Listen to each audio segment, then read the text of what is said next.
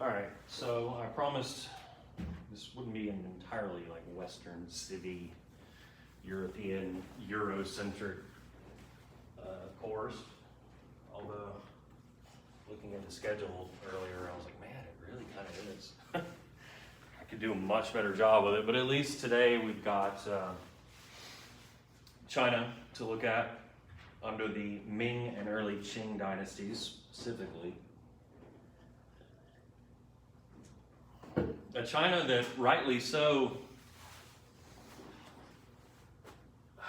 had long considered itself to be, the dominant empire of the world.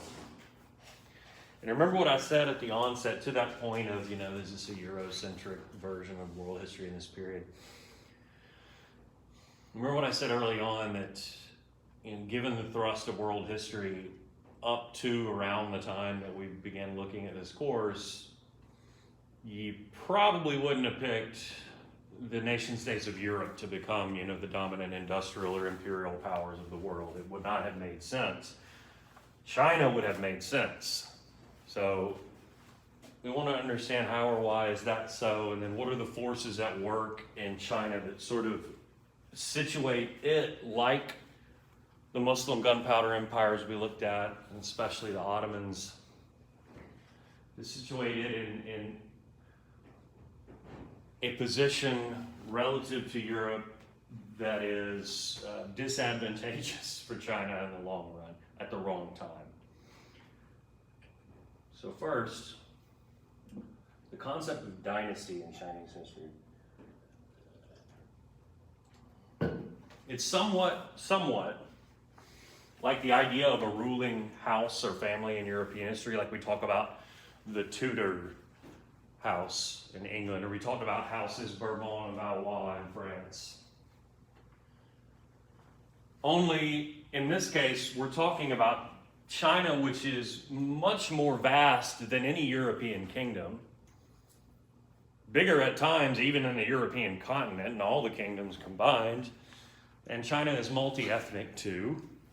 And at times, the ruling dynasty could be a people and a family within that people who come from outside of China. Somewhat similar to what we saw with the Ottoman Turks coming in and ruling over the Ottoman Empire of mostly Arab people. Or the Safavid Turks coming in and ruling over a Persian Safavid Empire. Or the Mongols coming in and ruling over much of the Indian subcontinent. So it might be more akin to, if you consider Europe at some point being one entire vast empire ruled over by one family from one kingdom. So like if House Bourbon ruled over all of Europe for a vast period of time. 2, dynasty in Chinese history has been used as a way of sort of demarcating eras of Chinese history, especially with the Ming and Qing, because these dynasties ruled for a significant period of time, a long period of time, hundreds of years. And so it's just a useful way for organizing Chinese history, I guess you'd say.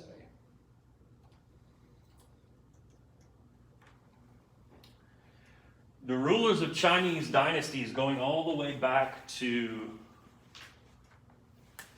the Zhou dynasty,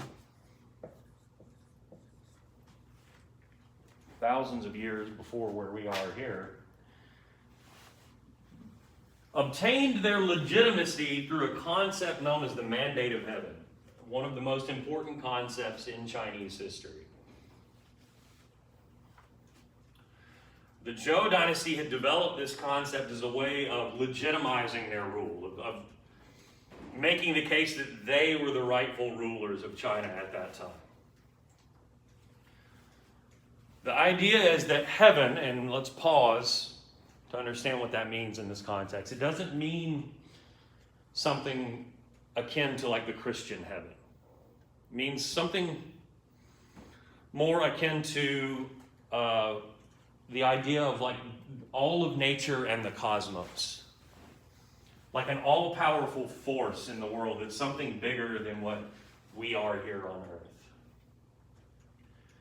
The mandate of heaven holds that if you are the rightful rulers of China, that means heaven, this all-powerful force, or Qian, has bestowed upon you the legitimacy to rule. You are there because this force of heaven says you should be there. That sounds like what? That we've already looked at in Europe. We talk about the Stuart kings and how they tried to rule England. And King Louis XIV, the Sun King in France. They ruled with divine right? They're the king or the queen because God says it is so. So it's somewhat similar to that, but it's also very different. For the mandate of heaven not only bestows upon you power and legitimacy, it also holds you to certain obligations. If you possess the mandate of heaven, you have certain obligations to the Chinese people and the Chinese empire. You have to rule justly, with justice. You have to rule effectively. You have to protect China from its many outside invaders. You have to ensure the prosperity of the peasantry. Make sure people are able to take care of themselves to a minimal standard of living. You must rule morally according to a certain moral code. And if you don't, here's the key, you can lose the mandate of heaven. That's the difference here from divine right of kings. Nothing holding those kings or queens accountable under that system. Here, if you don't rule morally and justly and effectively, you can lose the mandate of heaven. It is not always yours to rule and do as you please. And over the course of years and generations, people would see if there are famines, right? If people are going hungry in the countryside.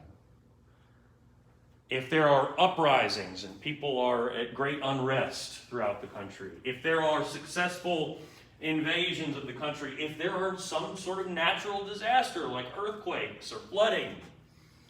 People would take these to be evidence that the dynasty was losing the mandate of heaven.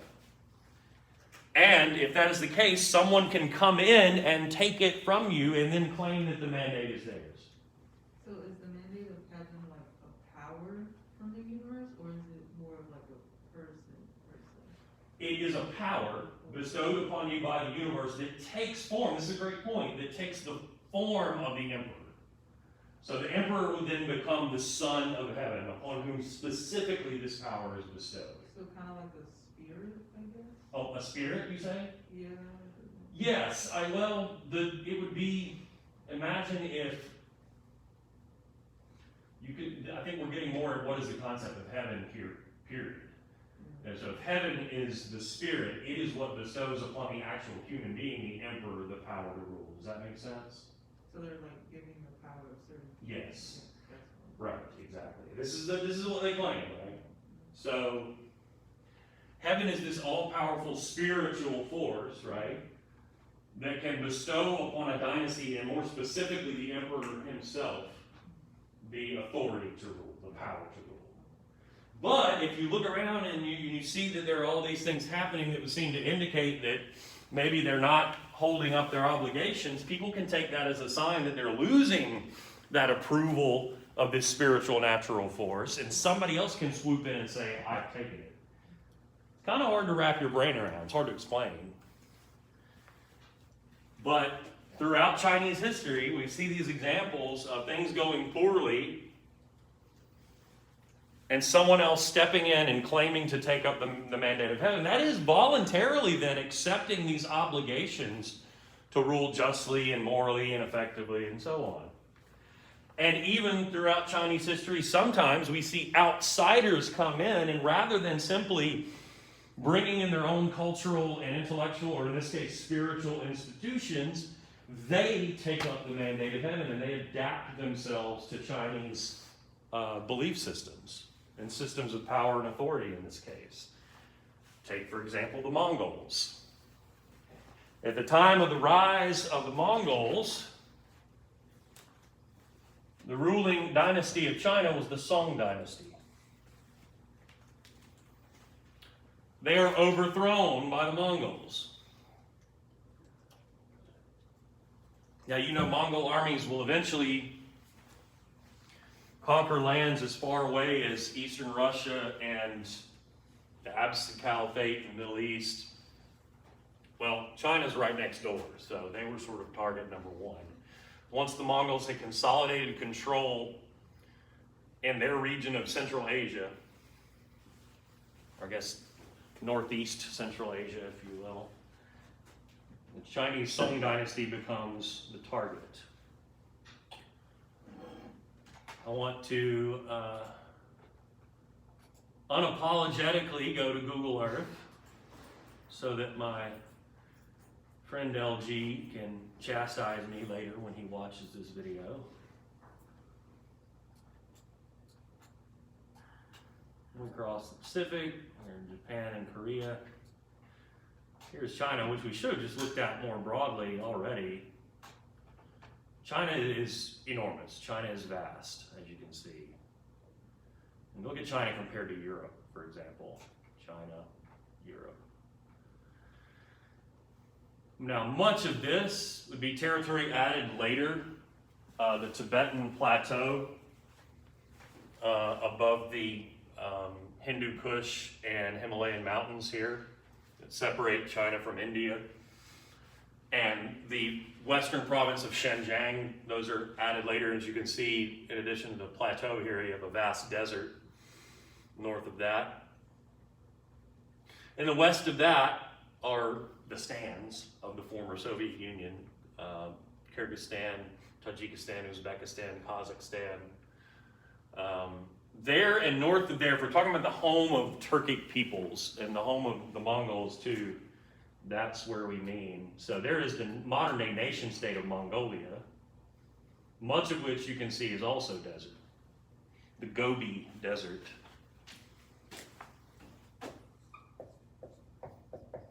And in and around that desert would be the homeland of the Mongol peoples, who conquer all of these other peoples to their west and south, and then turn their attention upon the heartland of China, which is all of this lush green land you see here.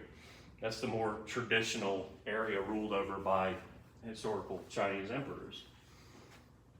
This would be modern day capital Beijing, across from the former capital of Tianjin. We'll zoom in later on the city of Xi'an. Traditional Chinese, earliest Chinese civilization would be located in the Yellow and Yangtze River valleys. You can't really see those here, but they would run roughly parallel to one another as such.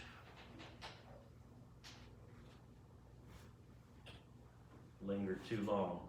So, I know that I forgot what was much of the point of this. Chinese rulers had long faced threats from horseback riding, semi-nomadic, warrior-like people to their north. Most especially by this time, the Mongols. But also the people we'll talk about a little bit later known as the Xiongnu. But the point is, as you probably know, over the course of many years and dynasties and efforts, they build a great wall. A defensive series of fortifications, never like a 100% full and completed wall, but series of fortifications that stretch across the northern borders to attempt to keep these nomadic peoples out. Let's just look at a portion.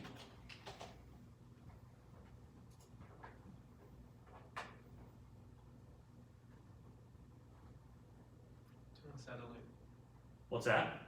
Were you gonna turn on satellite? You just, oh, never. Well, we should do that. We should do both. Yeah. I hate when that happens.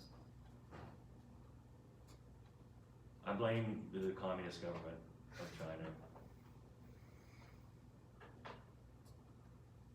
I mean, you can see here. You see it? And I mean, sometimes just take the easy way and click on one of these. So anyway, all this to say, I mean, it's built over time by different dynasties, never 100% complete and very clearly never 100% effective, because the Mongols invade China and overthrow the Song Dynasty in the late 1200s, claim to have taken up the mandate of heaven, which you could argue obviously the Song had lost because they had failed to prevent the Mongol invasions. Sometimes this takes on a sort of self-evident character, this concept of the mandate of heaven. The Mongols then declared themselves to be the Yuan dynasty. Yuan dynasty lasts for about 100 years, so that's not very long at all, and you consider other Chinese dynasties. But as you know, the Mongols overextended themselves. They built an empire that even when it is split up among the sons and grandsons of Genghis and Kublai Khan, it just simply is too large and unwieldy to rule, and much of the lands they conquer, they quickly lost within a generation.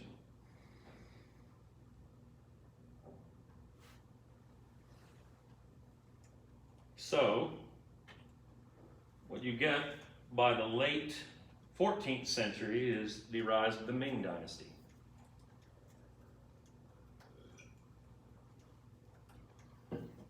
Ming Dynasty rules China for 300 years, into the mid-17th century.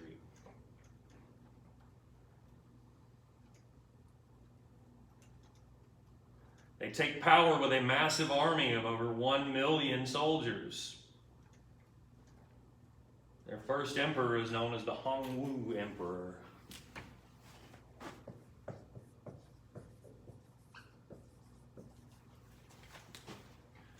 Who installs himself as ruler, who takes up the title of the Son of Heaven, claims to have taken up the mandate of heaven from the Yuan dynasty, which had clearly lost it.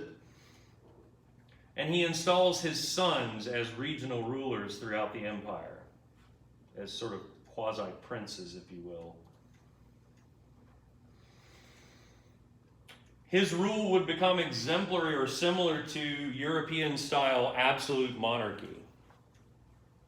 He is the Son of Heaven. He rules absolutely. In previous dynasties, this was not always so. The emperor was not necessarily the sole or lone locus of authority. Certain ministers had traditionally shared important powers. Not so under these first Ming emperors. You'll see that from one emperor to the next, typically from a father to their son, in these early cases, policies could vary widely depending on what that particular emperor wanted or thought was prudent.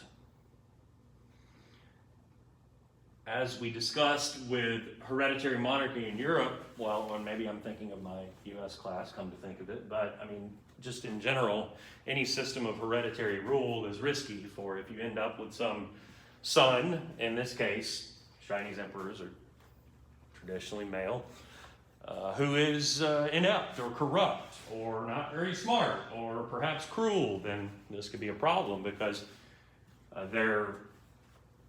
the nature of their rule could become symbolic, I should say, of emblematic of losing the mandate of heaven.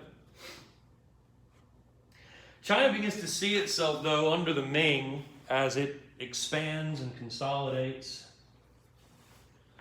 as the celestial empire, the heavenly empire, as the center of the universe, if you will. The emperor himself, as I said, is considered the Son of Heaven, the go-between between that spiritual force of heaven that we were talking about and earth and its people. He is the living manifestation of the mandate of heaven. Other rulers of other peoples throughout the world are seen as little brothers to the emperor. China begins to demand tribute from those other kingdoms. China builds a vast tributary empire beyond its own borders. Think about what we talked about with the Aztecs in Mesoamerica, but apply that to a much larger scale. And China will exert its will over peoples in Southeast Asia, from Vietnam up to Korea and into Central Asia, and force them to come and bring tribute to the Son of Heaven, to the emperor. To come before the emperor and to kowtow, to get down on your knees and bow before the emperor, acknowledge that he is the Son of Heaven, acknowledge that China is the celestial empire, and to pay some kind of tribute. With the understanding that if you did not do this, you would be seen as an enemy and you could be conquered.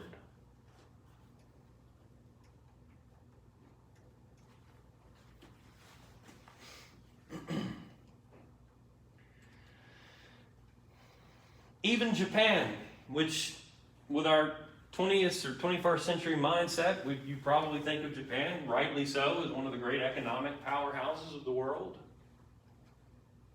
if not political. But Japan traditionally has borrowed much of its intellectual, cultural institutions from China. Many of its traditions are borrowed from China. Even its system of writing borrowed it from China.